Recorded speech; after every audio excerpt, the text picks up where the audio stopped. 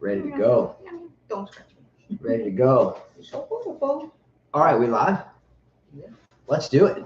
There's my Jaxie. All right, ready to lock in? Mhm. Jaxie, you ready to go, buddy? You ready to go? Uh-oh, see? Okay. Gotta be chill here real quick. By the way, if there's any sound or video issues, please let us know. It tends to happen from time to time.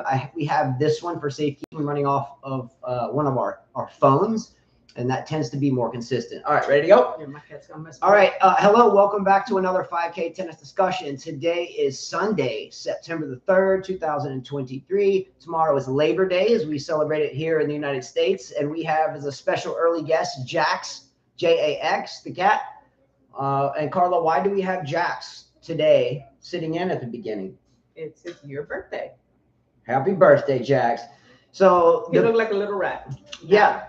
The quick story of Jax, if you didn't know it, a year ago tomorrow, we were at the Mirror Lake Racket Club in Mobile, and we were on the courts, and we heard like, anyway, so we hunted down the sound and realized that we heard like a lot of like baby kittens underneath this pro shop area. Must admit that we did not have the courage to crawl underneath. So No, we didn't know they were underneath. There was one. It was one. And we took him to the vet and they wouldn't take him. And then the lady said, put him back because maybe the mom's coming back. So I'll put him back in the spot we found him. And then there were two. So we grabbed the two. And then the lady I was teaching said, oh, let me call somebody who knows how to take care of them. And then as I go back, I see little arms sticking out, and there were more. So Whitney and JT decided to go under, and Jack was the last one. He was the smallest one. He was the runt. And he has no But tail. look at Jax now. You look stunning, no my tail. baby. Look at the hat. See, he matches. You're stunning, my baby. Yeah, this is Jax on the hat. See, we had a hat done that way. So he has one white whisker. See? He don't like that. He's See? mad at me. One white whisker. And he has no tail. Yeah, no tail. He's a bobcat. He's a panther. He's a cougar with no tail. But he's a badass. Yeah. And therefore, he has a hat of his own. That's right. Because he's a badass. And now you have it. Jax, You know why I like him? the magical cat. Because, you can't please him. He plays hard to get. So I like that. Mm-hmm. Bye, Jaxie. All right, adios, muchacho. All right, happy birthday to Jax. And by the way, we fed him, or she, give you the credit where credit is due. She fed Jax with a syringe, and when we brought him to the vet, I guess, predicted that he couldn't be much more than a day old. He still had his umbilical cord kind of crumpled up on his stomach, no hair, looked like a little rat. He was the ugliest one. I would look at him, I'm like, ugh. I'm like, this is ugly. Yes. And his brothers and sisters would step all over him. They didn't even pay attention to him. And look at him now. Stunning. All right, going to start today with a special shout out to my mother. My mother is 75 years young. She took a spill the day before yesterday and has a compression fracture in her vertebrae, and she's in the hospital currently. So much love to you, Mom. She'll live to fight another day. That I can promise you. All right, starting with the match that we just watched. Okay, the Coco Gauff and Caroline Wozniacki match. Let's start there, just because it just ended, and there was some food for thought in that match. Okay. Mm-hmm. First of all, the outfit that Wozniacki had on, I know we talk about outfits at times, but the outfit Wozniacki was not rocking at all. Didn't care for it. It just looked uncomfortable. For one, it was uncomfortable to look at because her rear end was a little like flat mixed with a little bit of, it just wasn't a good fit for her. Your thoughts on that? Oh, there it is. Okay. I mean, I personally disagree with Justin saying about the rear end. I mean, she has a fit body, a lean body. She has a 36-year-old mother of two's body. No, I mean, she's always been like that, very thin. She's not voluptuous. You have voluptuous women that are fit, women that are muscular, women that are heavy top, women that are bottom heavy, small waist. She's just kind of your runner, your cross-country runner. I mean, I could see why she wanted to wear it. She's showing the world. I had 2 kids. Here I am coming back after 3 years, and I can wear this and I can rock it. I say good for her. Do I think it's comfortable wearing it to play a match? I don't think so. It's always tough to wear anything that's spandex. By the way, it's how many of you look good in a diving suit? When you go to SeaWorld stuff, I don't think a wetsuit. Yeah. Wetsuit. Not many can rock it. As a matter of fact, I've yet to see many people rock that. So I would say good for her. I mean, at least she wasn't fat. you know, 36, 36, Can I be- 32? I thought she was 32. Can I be a but little bit more specific on this thing? And maybe I'm speaking out of professionalism. We'll talk about that, here. Van Lee. I didn't like that either. We'll talk about that next.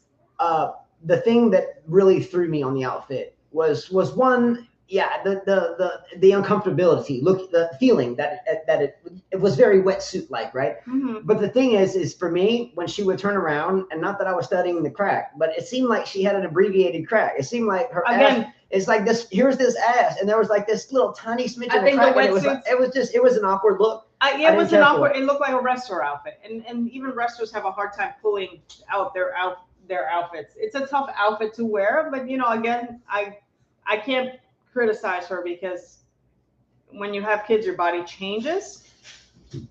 Not everybody has to have a big ass. I don't. So I don't even have, like, you know, the hips. I mean, so I say good for her. Talk about Venus Williams' outfit, then that's a different story. But yeah. Do you know who the maker of Wozniacki's outfit was? Adidas, of course. So, and going back to Adidas. Okay. Now hear me out for a minute. If you notice the Wozniacki match where she just had a quarter crack, if you gotta, look, like Jordan names their shoes like, you know, Dunk on Mars 5s or whatever. You know, they should name that quarter crack Wozniacki U.S. Open dress. Quarter crack. Anyway, whatever. Okay. So anyways, let's go back to this. I mean, here's one outfit that Adidas failed. I mean, that is horrible. Too long. The zigzag, the zebra thing, that just doesn't work. You know, I mean, that was Pagula. I like the Monopoly. Here's another outfit, Russ. That's just terrible. Like Flash, you know, the show back in the 80s. Just, I don't know what.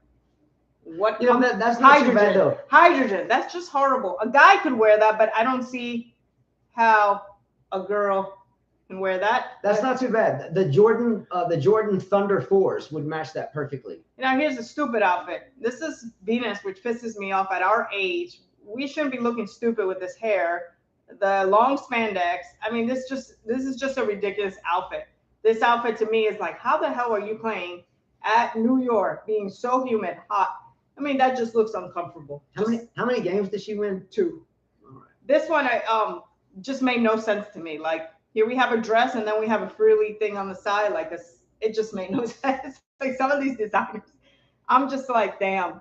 And then here's Sloane Stephens. She was skinny at the Australian Open. Oh, wow. She's got a little jump. She gained some weight. This just was not flattering. Her top was not flattering. Should have had a better sports bra. Just not a flattering. Yeah.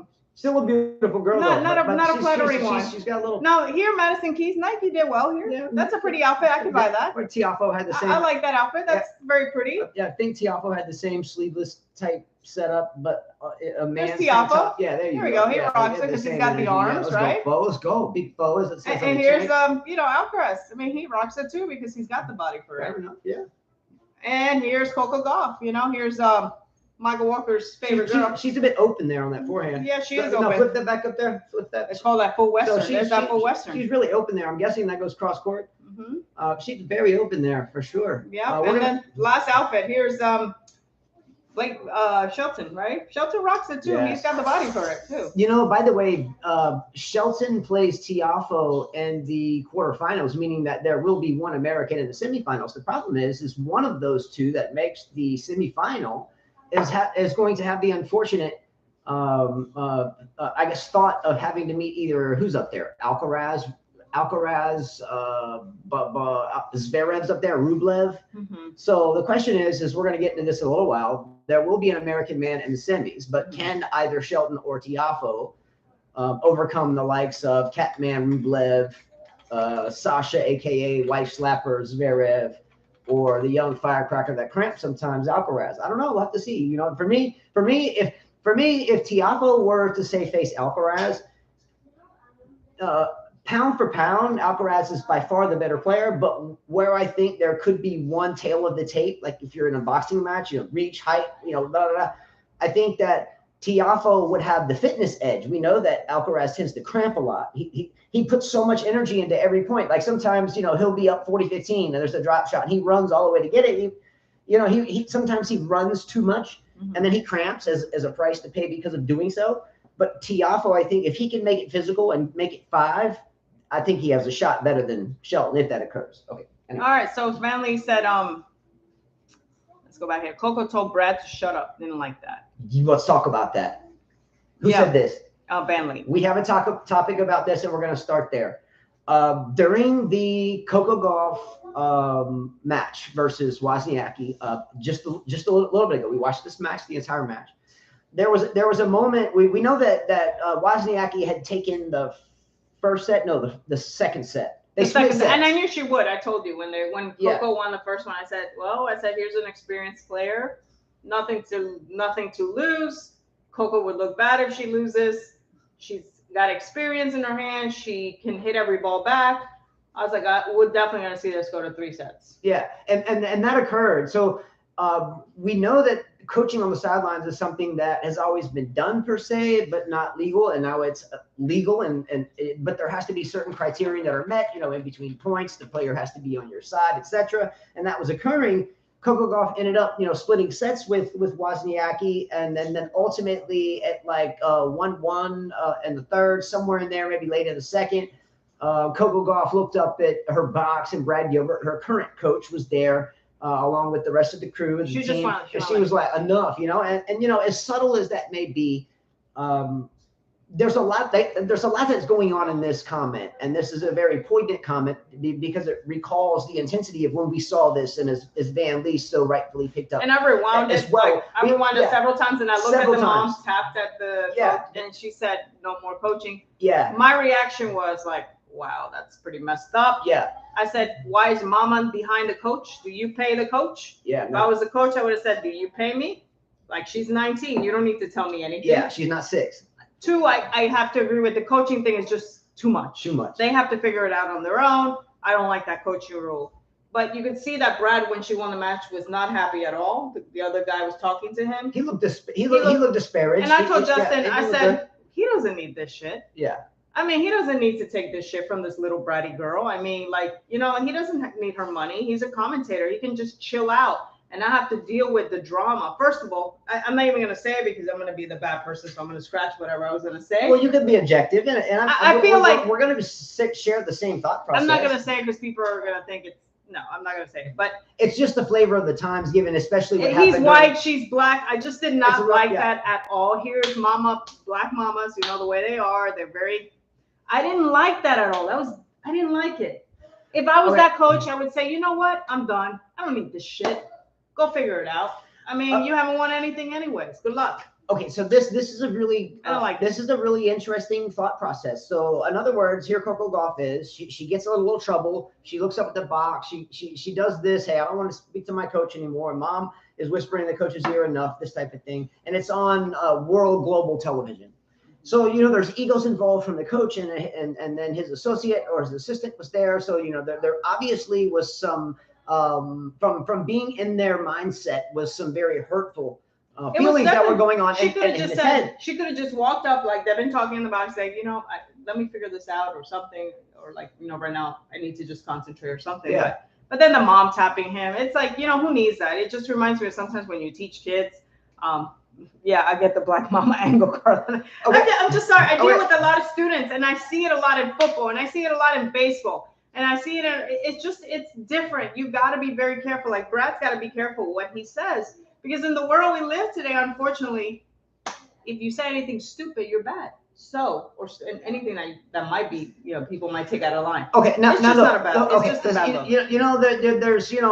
there's 6 fingers in one hand and 6 fingers in the other. What's the look of it from the other side? Now, if you're a player out there, and not necessarily were you a tournament player in tennis, but any sport, have you competed in anything and get into that mindset you were when you were very confident you were going to win, and you find yourself down and the world is watching or anybody's watching, you get wrapped up in the moment. Now, I don't think there's any reason to throw this, this whole culture thing behind it. I do think this though. I do think that Coco was in the heat of the moment. She wanted to figure it out. Obviously, what he was griping at in the box was just frustrating her. And she finally had enough, and boom, and then everyone took it with it what they will. Now, if we rewind to the Coco Gauff versus Siegemund match, we had another really good match that Coco Gauff prevailed in, and it was a great match, but I did not care for a couple things in that match as well. I didn't care for the fact that Siegemund was definitely milking the clock. However, she was within the rules. She didn't overstretch the clock per se, right? Mm-hmm. Now, Coco Gauff, on the other hand, complained on a multitude of times to the point where Coco Gauff got the crowd riled up.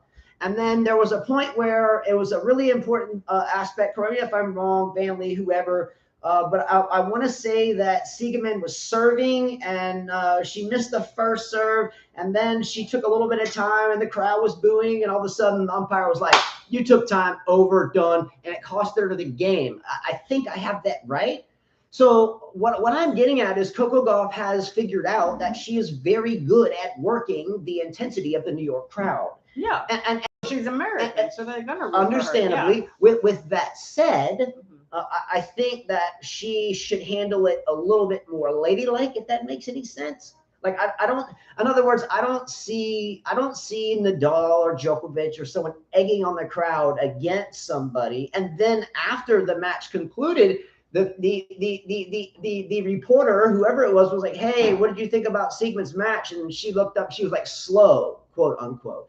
I just felt like, okay, we all knew that. We all understood that. We all empathize with that. We all feel you. But for you to blaspheme that out to billions of people, I really felt like that was an immature thing.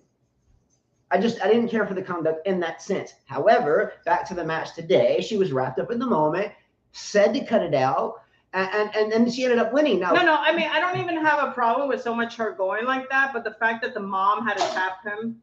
And like I didn't like that fact that she's not a teenager. 19. She is. Van Lee, you're right. She is a teenager. I said the same thing. My God, 19. I was like already thinking about getting married. But Van Lee, you are correct. She's not a teenager. Okay. 18. You could freaking smoke cigarettes. Whoa. You could smoke cigarettes at 18. Carla, you could go to Europe and freaking drink at 18. You can join the military at 18. Carla, you're not a teenager. Carla, how old is our oldest son? 21. Yeah. Do you not text him every night and make sure he's going to bed? No. You did last night. What are you talking about? But every night. That's because he's my son. Then he's still a child. Oh my God, Justin. I'm not defending. I'm just saying. It's true. When you went away, did they think you were a child? Well, no. At 19, if you can freaking serve in the military and die, you are not a teenager. You can have sex. You're not a teenager. I'm sorry. She's not a teenager. Look, okay. 19, no. 16, okay. If you're going to get into that context 19, in terms you're of not a teenager. Adult actions, no, that happened for me before I was like back in the 14, days, people at 19 had 14. 2-3 kids. Come on, man, get real. Jeez, I got dumber after that comment. All Van Lee said was she is a teenager. What is the definition of 19? But you're a teenager. But who's paying the bill? Who's paying that coach? Is it the parents or her? But if it wasn't for the parents, she wouldn't be there in the first place. How would you like if mama tapped you in the back and said, don't do that shit? She did it to me the other day when she said my hair was too long. How would you like? I'm talking about I didn't like it. Our daughters, like if you're teaching somebody and they go like this to you, how would you like that? Not very much. But she is a teenager. Okay. It's just very true. Oh, man. It's just very true. I actually think that Iga could lose tonight to Ostapenko. Ostapenko, you better watch out. You better not cry. Ostapenko's coming. I'm telling you what. Ostapenko is coming to town. She didn't look so old. Ostapenko is going to take out Swiatek tonight. Watch out. No. Yeah.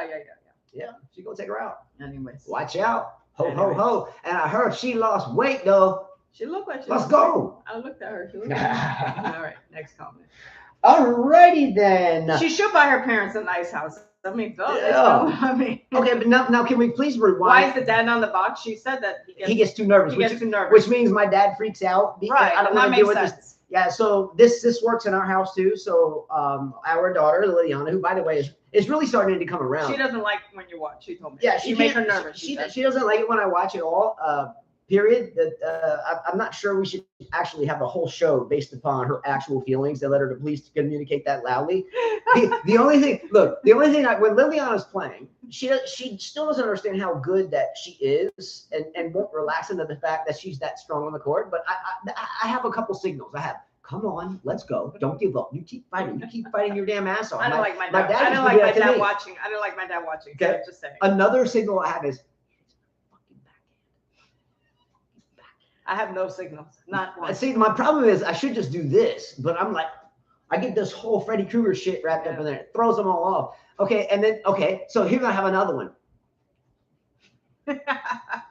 I do nothing. I just smile. I just smile. I'm like Serena's mom. I just go. Yeah, I should. That's me. See, I can't.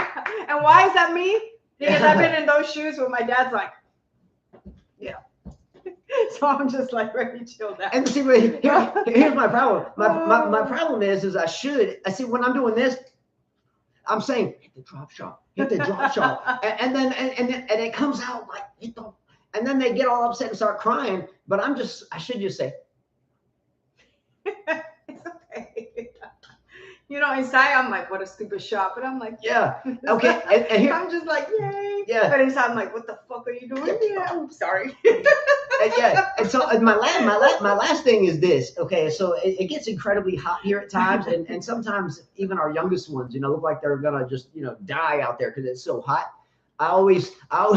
If they don't sit down and drink water and get in the shade for a minute and race to the other side, like playing really fast, I'll be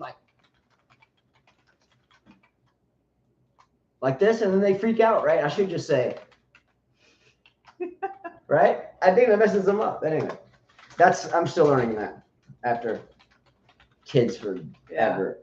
It's tough being a parent, and that's why I put my glasses on. The trick, guys, for those of you who have kids that are athletes and you go watch their stuff, put some sunglasses on. That way they don't know what you're feeling. Don't cross your arms. That's tip number 2. Yeah.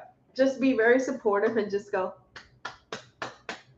And, just smile, even though inside you're dying. And that's it. That is the trick. That is a nice trick. The problem is for me, I'd shred it off. It wouldn't work. Like Djokovic after a match. That's what I do. I'm just like, and whatever. Inside I'm just bleeping, but that's okay. Next topic. All right, next topic. And by the way, just to finish that whole Coco Gauff thing, I'm glad that she's through. I'm glad that she's through too. I mean, I knew it would be a tough match, and she's got a lot to prove still. So yes, and I know that Brad Gilbert does feel a little low at this point. I'm sure that he'll get over it. Yeah, he'll figure it out. Just like we all do. Yeah, he'll figure it out. Okay, next topic, and this is a good one. The other night, Carla and I were about to sit down and watch the Novak Djokovic versus fellow countryman Laszlo Jiri, or Jera, as we've heard it before. And before the match started, actually, Carla and I were driving to work, actually, the day before. It was the day before we were driving to work. And we realized that Djokovic was about to play his fellow countrymen, respectively, Laszlo Jiri. We were working because it was a night match. So I looked at Carla, and I was like, Carla, I'll go ahead and tell you what. I guarantee you. And I told her, we don't even have to watch the match. You can sit down. We can go eat some chicken, whatever you want to do. Slice of watermelon. But I can guarantee you're going to see a 5-set match, and you're going to see some epic, massive amount of hellacious tennis by Jiri. And Djokovic is going to get in trouble, and he's going to fight back. And given that Serbia's, look, I broke it down into geography. So Serbia is what, 8 hours ahead of here, 7, correct me if I'm wrong, Vanley, gentlemen. But I'm guessing that it was prime time breakfast, drinking coffee material in Serbia. So I'm like, man, Djokovic understands this. He's a $1 billion athlete. He's probably got Djokovic TV over there, and he knows everybody's going to be sitting there watching this match. So what's a better way than to have Serbia represented on the global stage and have these two have an epic 5-setter? Now, the score was ding, ding, ding, ding, hit it right on the head. Now, Carla, on the other hand, had a way of acting out the way that Djokovic was hitting his forehand within the first 2 sets. Carla, can you show me? What the hell is that? When has Djokovic hit every shot on balance? Mm-hmm. On balance. Mm-hmm. Like Lily looked at it, she's like, is he okay? Mm-hmm. Like, is he acting? Because every shot was like, oh, I'm like, what? Mm-hmm. I'm like, and then so I said, and then magically after the bathroom break, here comes the can of whip-ass. He had his Spanish. He began to teach some great actor. Go. So and then I sent Wildlife a message. He's like, Jiri would get some serious threat in Serbia if he beat Djokovic in a major. But that would never happen. But that would never happen. I'm sorry, I've never seen Novak hit a forehand off balance, a backhand off balance, And then magically he comes back after the toilet and he's playing like he usually does. Correct me if Come on, guys. You just got a show. They just gave you a show. Correct me if I'm wrong. Do you not think if Novak Djokovic ran for prime minister or president of Serbia, he would win by a landslide? Probably. So let's get it done, bro. Let's go. But this is all cannon fodder. I never believed it. We were all like, 5 cents is coming. Yeah, right. Toilet, bro. Yeah. I've seen this before. Look, if he would have been playing Tommy Paul, yeah. 1-1-1, well, that was a none. Yeah. I was like, I was like, all of a sudden, Jerry's kicking your ass. I was like, come on, man. Yeah. Now come on, man. You just gave, you had that night match. You had to make it look good. I love Novak. You know that. That was both. You know that. But that was WWE. Yes, WWE. That was deserving of an Oscar or an Emmy or whatever the thing is, Golden Globes, whatever fits the thing. One of those things. I mean, you guys have to watch his points. Gosh, man. Yeah. I called it. I really called it. Now, by the way, tonight, drum roll, intensity. Don't lose sleep over this one. But Novak Djokovic faces against Gojo tonight. Oh, Croatia. Does he have a chance? No. Make 2, 3, and 4? No. 2, 3, 4? He's going to beat him. He's going to beat his ass in 3 sets. I don't know. Yes. Djokovic will prevail. And if not, then damn. Yeah. Gojo Whoa? Freaking Ostapenko? I don't know. Anyway, that was only page 1. Got mad pages to go. Okay. Let's move forward. You guys know we talk at times about the coaching aspects or coaches at the highest levels. In this case, we're going to talk about Patrick Mouratoglou for a moment. Now, Patrick Mouratoglou, I must say that we speak a lot of the same language. A lot of times we'll see these Instagram videos with Patrick teaching a student, and we'll say we share the same metaphors. He's a good coach, is what I'm saying. He's a good coach. However, he's a good coach. However, what he is on top of that is self-indulgent. He is self-interested. Look at me. Look at me. I look great.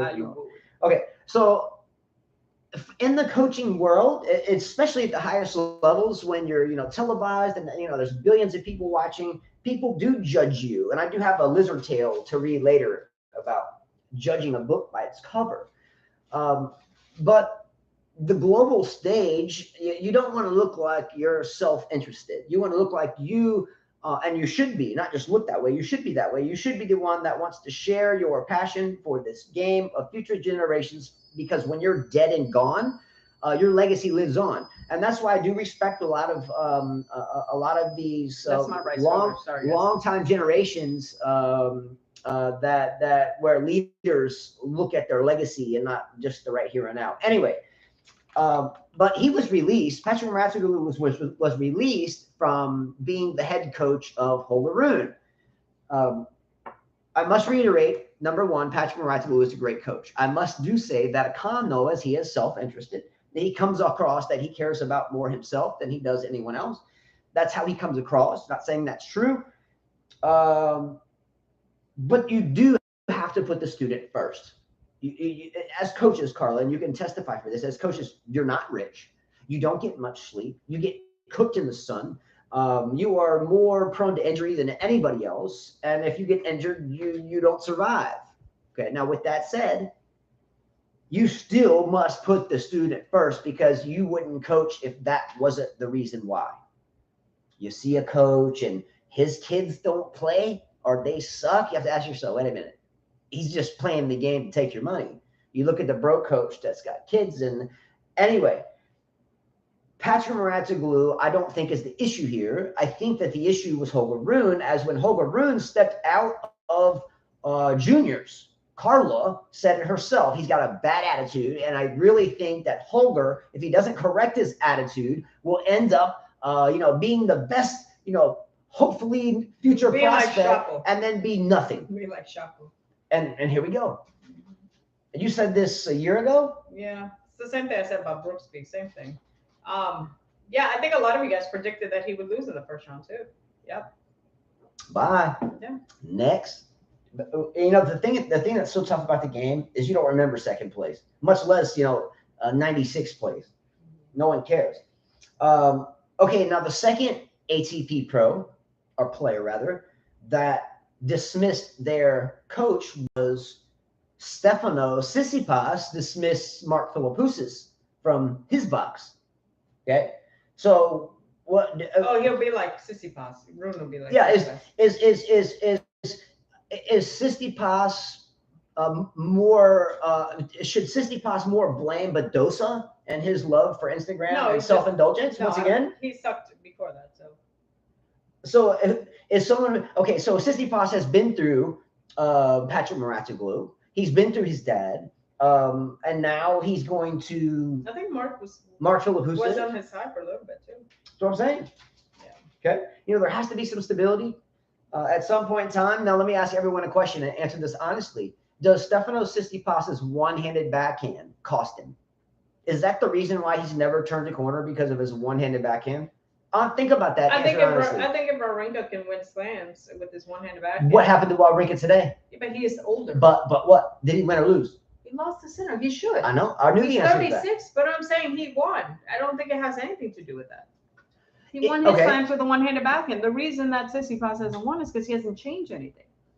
So do you think, and this is just an objective question, and you would have to really like create a farce in your head, but do you think if you go back to when Tsitsipas was a boy, picked up the game, and he started with a two-hander and got to this point now, do you think his career would be different? No, I think his attitude needs to change. All attitude. All attitude. Okay. Yeah. Fair I mean, then you would put Justin with a two-hander if you truly hardly believe in that. Right? Yeah, I don't think so. I feel like the one-handed versus two-handed shouldn't be about tradition, even though I respect that.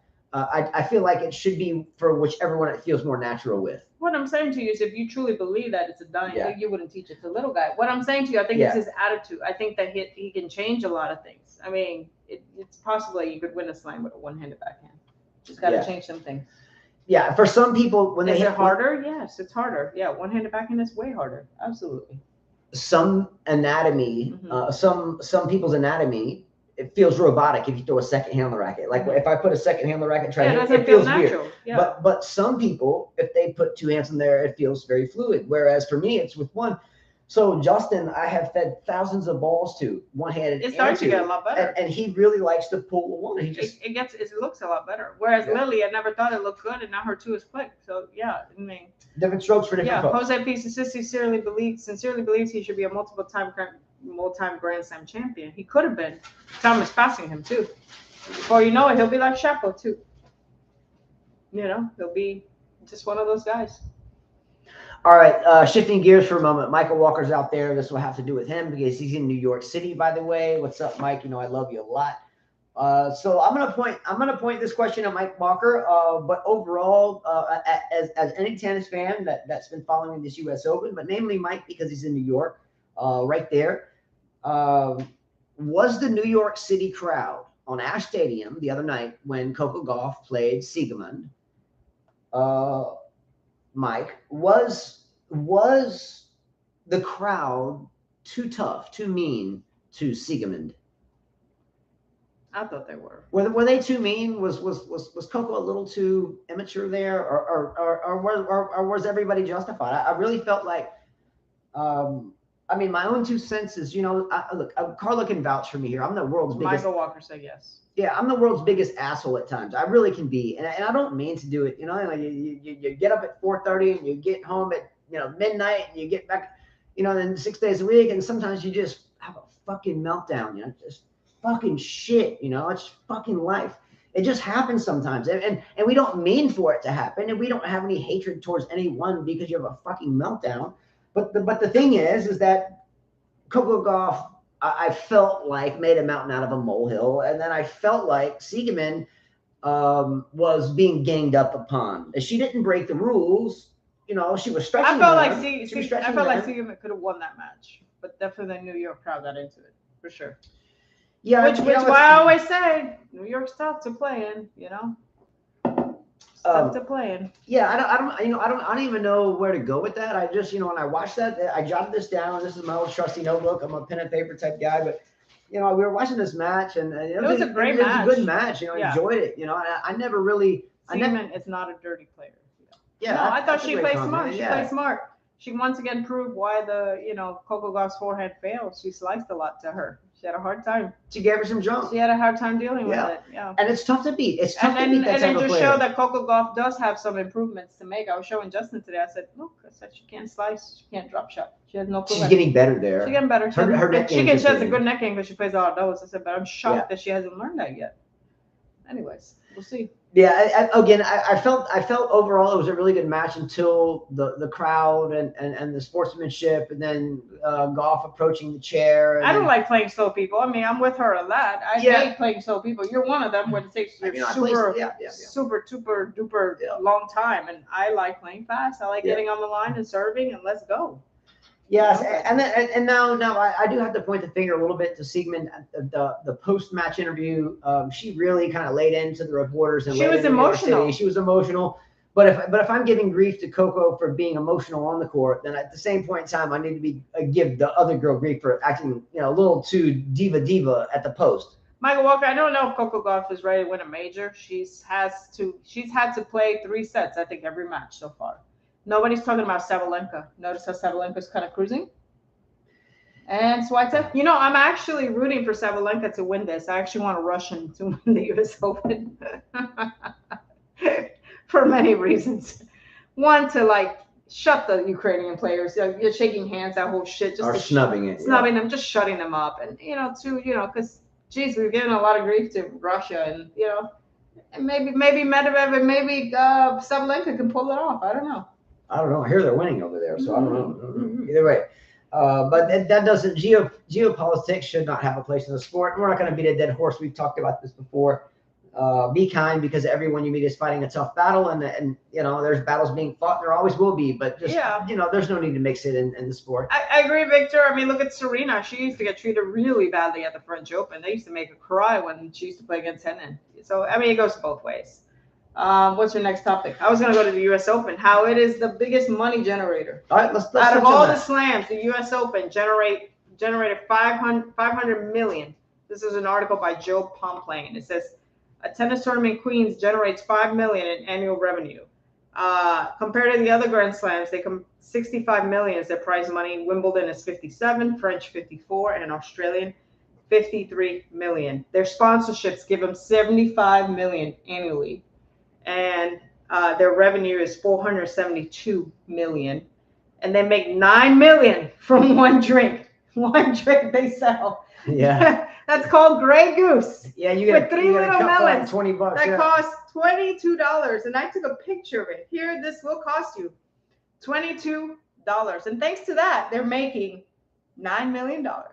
Hey, you look. Thanks to your $22, each person buys. Yeah, you better be careful, because my dad will put in here in comments: don't drink slop, don't eat crap, don't smoke shit. I was like, damn! Just from that drink, they make $9 million. On top of that, let's see.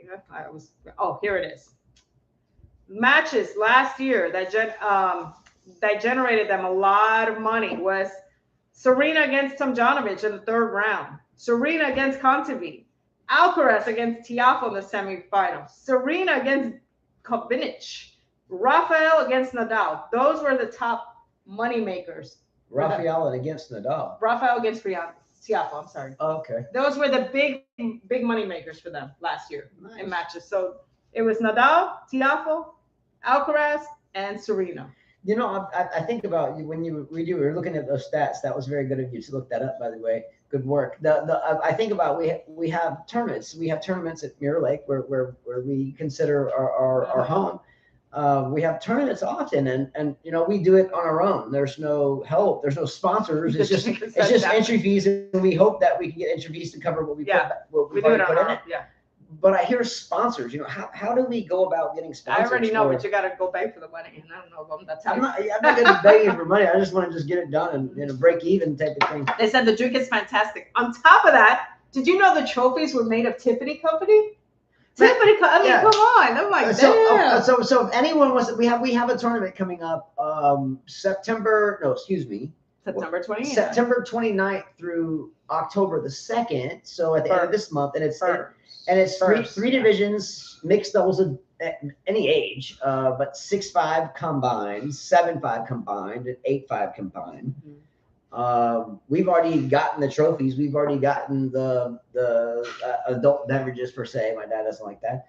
Anyway, well, the sponsorship, but we already have all the stuff. But the sponsorship is more to get your name out there, like to put banner. It's just more to like. We should get Rajesh Kumar. Rajesh Kumar is one of the executives with Academy Sports. Also, Ivor Savage was soft. I think he changed. He already sponsors it though because he gives us strings for give out. I think he changed. And then Doug Mockett Diadem, wonderful gentleman. We're gonna figure something out. But they produce the most sponsorships. Well, I mean, I would think they would. It's New York. Okay. Next thing, and this is a really quite interesting one. Venus Williams had the whole outfit, had the whole hair, set up the whole thing. Came out on center court, took the wild card away from a couple of people, and then blam, blam, bump, bump, lost badly. Won 2 games. 2. Is it about time for Venus to say, hey, you don't have to retire, but at least earn that? Go through qualies or something. You don't take the wild card for someone that needs an opportunity to be seen. I mean, it's just ridiculous. Come on, man. Come on, like, Venus, come man. on. Give someone else an opportunity. I mean, at the end of the day, she is one of the greatest of all time. Venus is her time has passed. She is a timeless, classy lady. One of my favorite women tennis players of all time. 5-6-time Wimbledon champion. She gave me chill bumps watching her play. She absolutely took tennis by storm and made Serena Williams, her younger sister, what she is today. Endless respect and love for Venus Williams, I must say. But with that said, you know how hard it is to get your name in the limelight in the world of tennis. I mean, in the top 50 in the world, and this is debatable, but the top 50 in the world after making $5 million in prize money to go on tour every year for a year, hotels and plane flights and coaches and meals at hotels. You guys know how freaking expensive a fucking drink is at a fucking hotel. You go to a hotel. I'm sorry. Do you go to a hotel? You go to a hotel, like just any downtown hotel. You go to a hotel and they, hey, can I get a bottle of water? It's like $8.50. You go up to your room and you sit down and you're like, I want a little bottle of orange juice. You open up the little mini fridge. You don't even look at the price. You drink it because you're thirsty. And then you come downstairs and that little bottle of orange juice is like $26.50. I don't do that. Just telling you, it adds up. So within the top 50, okay, if you somehow make 8 million sponsors and prize money, you may not have quite paid out that much, but you're not making a lot of money. You understand what I'm saying? Yeah, she should retire. I'm sorry. So it's just at this point, it's not ridiculous. Yeah, give some of those other people grinding it out an opportunity to maybe break even plus versus not breaking even minus when she's obviously set forever and generations upcoming that carry the Williams designation. Okay, John Isner retires. Okay, let's go, the mighty John. By the way, he was up 2 sets. I was shocked by that one. Look, when all you have is a serve and the serve tends to let you down, the serve bot is now vulnerable. Okay, serve bots are vulnerable if their serve is not clicking. Now, let's talk about John Isner real quick. He began playing tennis at the age of 9. Didn't start taking it seriously till the age of 11. Played a very good junior career, winning the Orange Bowl, which I think, did you play the Orange Bowl in Florida? No, I didn't get to play. Miami area. Okay, so went to college at University of Georgia and was the #1 NCAA tennis player on multiple occasions, attaining the #1 NCAA D1 tennis #1 in the country, and won the national championship, not in singles though, but in doubles, and walks on into the pros as the mighty serve bot that you can guarantee that if he's playing, the score is going to end up something like this: 7-6, 6-7, 7-6, 6-7, 7-6, 97. 95, and then his biggest 97, 95. John Isner's biggest contributions to the game are these 2 things. #1, John Isner holds the Guinness Book of World Records for the fastest serve that went in a place where it counts, a tournament, right? Something along those lines. And his serve speed was a whopping. Let me find my notes. His chicken scratch was a whopping. Oh, I got it. Oh, don't shoot me. Don't shoot me. I got my notes, man. Oh, here we go. 157. Where did you see that? 0.2. I learned how to read the handwriting. 157.2, and Carla had to decipher my handwriting. 157.2 miles per hour in. John Isner holds that record.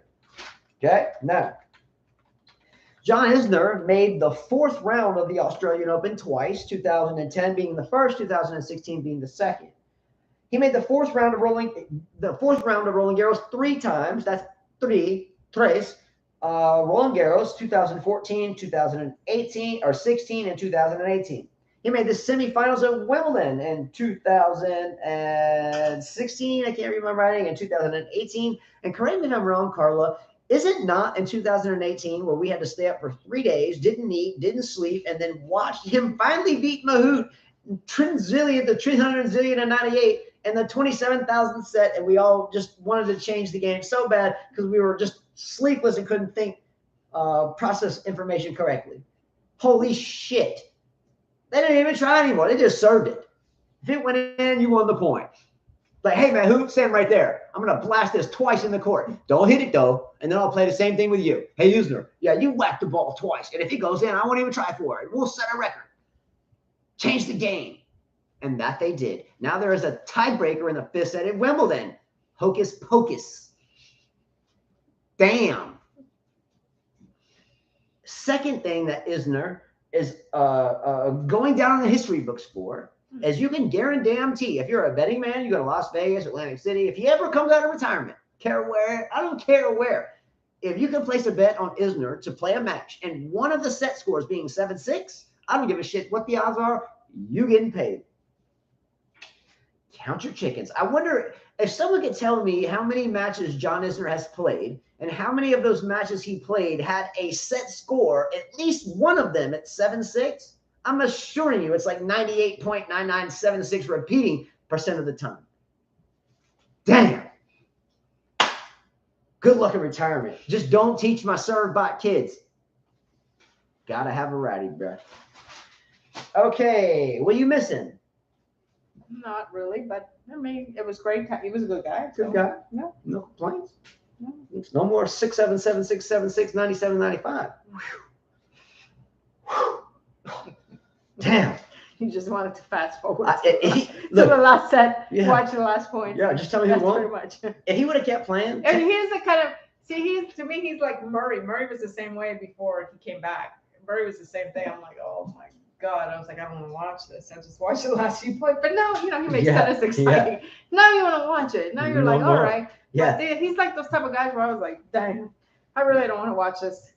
Yeah, so I enjoy mathematics a lot, and so I was trying to work up this calculation, and I came up with this algorithm that stated if John Isner would have remained as an American or a tour tennis player, not American, just played tennis as a tour player, that eventually tennis would have evolved into only 1 point to win or lose the match. Just like walk on the court, hey, you went up or down? Up. Okay, I'll serve. Boom, ace. I got you. Let's go. Match over. Because you see what I'm saying? Mm-hmm. If you had a whole bunch of serve bots, that's what you would get. Mm-hmm. It comes down to who won the coin toss. Mm-hmm. All right. Enough said of that one. By the way, before we get to the next topic, we were talking about serve bots. Mm-hmm. Before I asked the question, can you tell me some male serve bots? And historically, Ivanisevic, Philippoussis, Sampras, well, he had a little bit more than just the serve. Give me some more serve bots. Karlovic. You got the guy that's injured right now, Grizzly Bear. Isner. Not Isner. The other one that looked like him. Could Ben Shelton be a serve bot? No, I mean he's got. Well, who's the guy, the tall guy that has hair all over him going out? Riley Opelka. There you go. Yeah, Riley Opelka. Okay, so there's some male serve bots. Has there ever been a female serve bot? Like just a blistering? That's what they got. I don't think so. A female serve bot? Would you say Serena Williams was a serve bot? No, she had more than serve. Would you say that Pliskova was a serve bot? Pliskova maybe depended more on the serve than anything. Yeah. So I looked this up and I looked upon this, and I guessed that Serena Williams would have the fastest serve ever. Mm-hmm. Okay, but she does not. So the fastest serve ever on the women's side that went in when it counts is someone by the last name of Garcia Perez, who landed one. Garcia Perez, never heard of Garcia Perez. I never heard of her either. That landed one at 136.7. Sabalenka Arina, the Belarusian, still playing now, landed one at 133. Mm-hmm. Sabine Lisicki, love her. for multiple reasons. Sabine Lisicki landed one at 131. Venus Williams, number 4 at 129. Serena came in. I believe that. Serena came in number 5 at 126.7. So interesting. Mm-hmm. I mean, you got Shelton right now who served 149 miles per hour in the last match, and then before that was 147. But I've watched this game, and I don't think he's a serve bot. I have a 4-letter acronym for someone that just has a big serve. WGAS. WGAS. Who gives a shit? That's it. Because if you're Novak Djokovic and you're the best returner that's ever walked the face of the earth, you're going to get a lot of those back. And guess what? You're going to be the 6 on that never-ending score line of 7-6, 6-7, 6. It's going to be 6-7, 6-7, 6-7, 6-7. Because that tiebreaker. Oh, the other one was Sam Querrey. Tiebreakers are another one. Tiebreakers are a bitch when all you got to serve. Mini break, it's over. Notice how the Americans are the serve, most of the serve bots. Okay, only have a few more things, and this is history. So we're at the very end. By the way, there very well may be a show tomorrow, and we'll announce that tomorrow. So have your notifications turned on. Don't forget to subscribe, because if we do have a show tomorrow, prizes are going out. Remember that. Okay. For years, Carla and I and all of us have talked about equal prize money and tennis. And we've talked for years now about the ATP, the Association of Tennis Players, and the Women's Tennis Association, have talked about joining forces. And once again, this is front page news if you're a tennis fan. So here they are. They're back to the point where they're like, okay, we might be able to make this work because of some outside influence from Saudi Arabia, putting more money into it, which Saudi Arabia did for the golf or for PGA, which I forget what their organization is called. I forget, but it's done pretty well. At first, if you remember, the PGA was like, fuck you. And then they were like, fuck you too. And then, all of a sudden it took off. And then all of a sudden you realize that PGA was like, it's okay. We like you now. We'll like you. Money talks. Money talks, and bullshit walks, right? Kind of like Deion Sanders, prime time. Prime time goes from Jackson State here in Alabama. What's up? You can't win D1 football. You can't win Power 5 football. Goes in and deals with smack talk ad nauseum, and he's dishing out right back to them, and goes in and takes on last year's Texas Christian University that played for the national championship in the Final Four last year and came out and won. Hey, Deion, why are you starting your son? Is this favoritism? No, he's good. He's good. Why are you playing your son? Is this favoritism? No, he's good. Yeah, right. You're going to get pounded by Texas Christian. What happened? Won. Primetime. 49er, Atlanta Falcon, Dallas Cowboy. Let's go. Let's go, Deion. Excellent job. Keep talking. Keep walking. He reminds me of Richard Williams. Let's go. Let's go, man. 2-1. Let's like go. His interview. He was like, "Now you're not talking. What you gotta Let's say? Go, 21. What you gotta say?" He's like, "You don't have anything to say? Go, bro. Go." And I don't even like watching college football, but I did just like. And the most beautiful thing is he looked the media in the eye and said, "You doubted my son? And what did my son do? Let's freaking go. Motivational. Period." I'm going to end on that. And that was the shit. Let's go. All right. Recap our predictions for the matches that are going to begin now to the end. You got Fritz playing against Stricker. I think he's up a set. Yeah, put it in the chat. Here we go. Maybe we'll send some strings out for some people. Swiatek that's playing. Let's start from the top. You ready? Go ahead. Okay, here we go. Put a 1 in the chat if you think Draper will beat Rublev, and put a 2 in the chat if you think Rublev will beat Draper. Okay. Next, Carlos Alcaraz. Put a 1 in the chat if you think he'll beat Arnaldi. Everybody go ahead and put 1. 2 if the other way. Medvedev is playing De Minaur. 1 in the chat if you think Medvedev wins. De Minaur you got to be careful with, but I'm still going with a 1. Vamos. Who's complaining about the Spanish? Okay. A match I'm looking forward to is Sasha, a.k.a. wife beater, puppy hater, Zverev versus Sinner. Yannick Sinner, 1 in the chat if Zverev wins that. 2 in the chat if you think Sinner wins that. I'm taking Zverev there because his neck got bigger. My neck, my back, right? My neck. He's got a neck now. Okay, next one. Iga Swiatek against Ostapenko. Oh, I think Ostapenko's going to pull a superfly Jimmy Snuka and do a backflip off the third rope, come down, suplex her, jump up and get the mankind nail in her face and blow, drop her like a pancake in New York City. Let's go, Ostapenko. Oh, and I heard she lost weight. Wait. She lost some weight there. A little lighter on her feet. Okay, Ostapenko or Swiatek, who you got? I picked Ostapenko. One's in the chat if you think Swiatek's going to win that. Two's in the chat if you think Ostapenko's going to win that. All right, next I'm at Stearns, who's a United States player. I'm not too familiar with her. Seen the name, never watched her play. Admitting that is playing Vondrousova. Okay, I'll take the veteran. Coin toss type thing. Madison Keys versus Pegula, the battle of the one with the huge vaccination sore on her arm and the Buffalo Bills on her. Who you got? Vaccination gone wrong or Buffalo Bills on her? No, that's not vaccinated. I got the same thing. Coin toss. I got the same thing right there. Yeah, you got the same thing. Yeah. No, I picked Keys on that one. Coin toss. Don't bet on that. Don't bet on that match. I'm glad Elena lost. Go ahead. Mike Walker, don't bet on that match. Stay away. Not bet on that match. Ons Jabeur and Zhang. I go with Zhang. I'm going to take Jabeur there. I saw her the other day on the highlight. She had like twinkle toes. She was lively on her feet. She almost lost the last match. Yeah. Okay, this is going to be a good one. Kazatkina and Sabalenka. I go with Sabalenka. I agree with you. All right, ending the show as always with 3 random lizard tales. Let's go. Okay. Book my father wrote when I was young. Totally random. Each page is a philosophy about life. All right, are you ready? Each tale is just a few sentences, and each tale involves one lizard talking to another lizard. So you have to get in the mind of a lizard. So get in the mind of a lizard, and here we go. All right, guys, chill. Okay. All right, totally random. This one was written in 1982, and this is called Castor Lizard. Castor, C-A-S-T-E-R, like Castor Troy, baseball. All right, Castor lizards are very good little lizards. Through a third-story window of an old store on Crescent Street, I saw an old castor lizard I've often seen before. This old castor lizard reminds me of the very old saying, never judge a book by its cover. This old saying, you see, has many applications. For example, when I saw the old castor lizard recently, his little son had just called him on the phone. The old castor lizard's voice sounded gruff, but his heart was filled with joy. The end. How do you decipher that? I can tell you how. Because sometimes you get your phone rings, you're like, who the fuck is calling? I'll talk to this fucking shithead.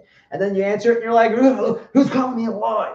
And on the other end, you're like, oh, that's my son. You're like, okay, well, don't call me. And you hang up the phone, and you're like, okay, man, I love my son now. I'm an asshole. I'm just fucking tired. So you don't judge a book by cover. Not you're a bad dad. You're just freaking tired, but you're glad your son called, but you just don't even think. You're like, oh, that's that type of thing. Gotcha. That resonated pretty well, right? Yeah, real well. Okay, that's how I interpreted it because I know the feeling. Okay, here's another one. This one was written for my sister. Rest in peace. She died of breast cancer 2 years ago, I think. It'll be 2 in January. January. Okay, this one is Miracle Cure lizards. Now this is totally random. I wish she would have gotten a miracle cure. It didn't happen. Okay, Miracle Cure lizards. Miracle Cure lizards are very good little lizards, and you will see them from time to time, unless, that is, you fail to look. The 2 I most recently saw were outside my office saying, quote, in late 20th century medicine, if you want to see a really dramatic cure, show a distraught child its mother. Powerful. Powerful. And a baby pops out like, here, you hold your baby, Dad. Oh, here, take Mom. You were just as laughing. Like, get this thing, man. Here, you get your mom. Damn. Wow. It's like after you have your 3rd and 4th one, you're like, don't even, just go there. Save us all some trouble. Okay, last one. I'm going to the beginning of the book, and I haven't gone to the beginning of the book before. I don't think. We'll go like mid-beginning. Okay, here we go. This sounds like a good one. Always solving lizards, like solving problems. Always solving lizards. Always solving lizards are very good little lizards, and they are always wrestling with dilemmas. After a day of wrestling, Two of these always solving lizards went to see an older always solving lizard, and this is what I heard them all say. Quote, I have defined work as something I alone do. And I have defined work as something only done by someone else. And we ask you to resolve this dilemma for us. The mediator says, I'm sorry, it's after 5 o'clock. You know what this reminds me of? Customer service. No. We're closed. Jimmy Buffett just died, who was a longtime folk singer with the mindset of like Key West, the Floridas, and the boats and stuff. And he sang a song with Alan Jackson, a country singer, with It's 5 o'clock somewhere. Well, with that said, I didn't know that would be the destiny of my book flip, but I flipped it to that page. So with that said, rest in peace, Jimmy Buffett, because it's now 5 o'clock somewhere, and it's also 6:30 here. So what does that tell you? Adios. It's 5 o'clock somewhere. All right, guys, enjoy the match with Djokovic tonight. Let's go. Bye-bye. Adios. All right.